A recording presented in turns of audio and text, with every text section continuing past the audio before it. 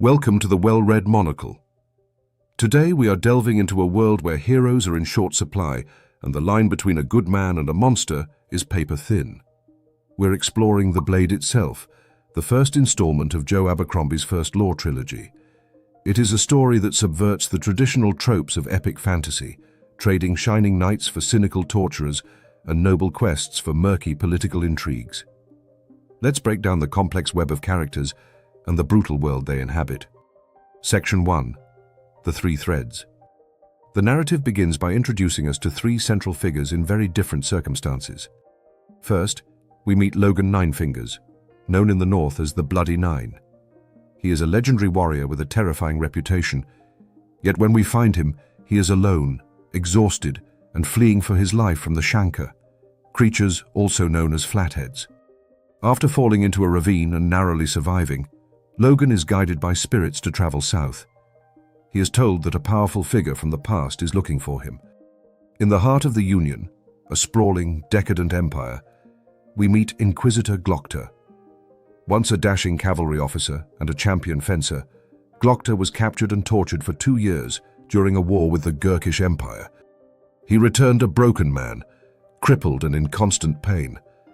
Now he serves the Inquisition as a torturer himself, using his intimate knowledge of suffering to extract confessions from those suspected of treason. Finally, there is Captain Jezal dan Luthar. Young, handsome, and incredibly vain, Jezal is an officer in the King's Own. His life revolves around drinking, gambling, and training for the Contest, the Union's prestigious annual fencing tournament. Jezal represents the shallow nobility of the Union, more concerned with his social standing and his boots than the gathering storm on the Empire's borders. Section 2. The Gathering Storm.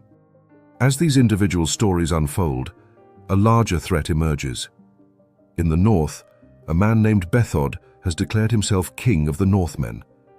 He has united the warring clans and is now making aggressive moves against the Union's northern province of Angland. Back in the Union capital of Adua, a mysterious figure arrives. Bayaz, who claims to be the first of the Magi. According to legend, Bayaz is hundreds of years old and was the advisor to the Union's first king. Most people, including the powerful Archlector Sult, believe him to be an impostor. However, Bayaz possesses a commanding presence and an uncanny knowledge of the past.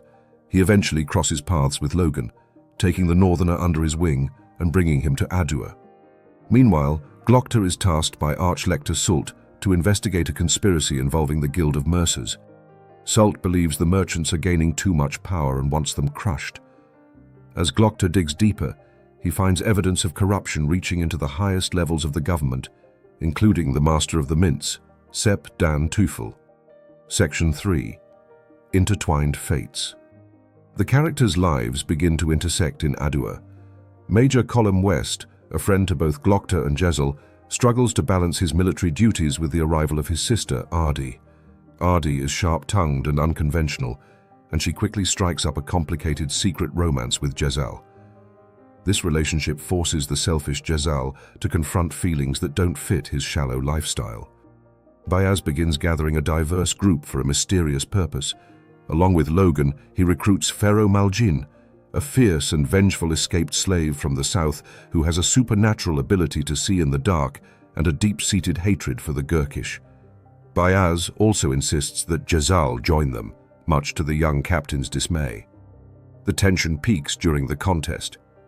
Jezal, despite his lack of discipline, makes it to the final against the formidable Bremer dan Gorst. In a suspicious turn of events, Jezal wins, though it is heavily implied that Bayaz used magic to tilt the scales in his favor. Section 4. The House of the Maker. The supernatural and political threats collide when a delegation of Northmen arrives in Adua. They bring with them Fenris the Feared, a literal giant covered in magical blue tattoos who appears to be invulnerable. They demand that the Union cede Angland to Bethod, a request that is indignantly refused by the Union's council. Bayaz finally reveals a portion of his plan.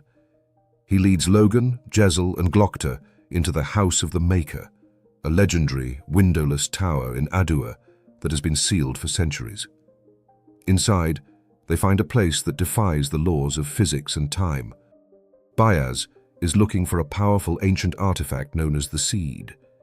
However, upon reaching the inner sanctum, they find the box that should contain it is empty. The Seed is gone.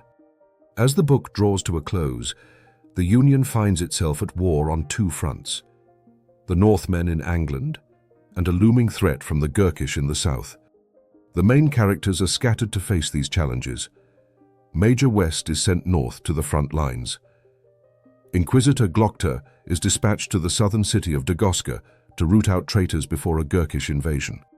And the primary group, Bayaz, Logen, Jezal, Pharaoh, and their navigator, Brother Longfoot, sets out on a perilous journey to the edge of the world to find the missing seed.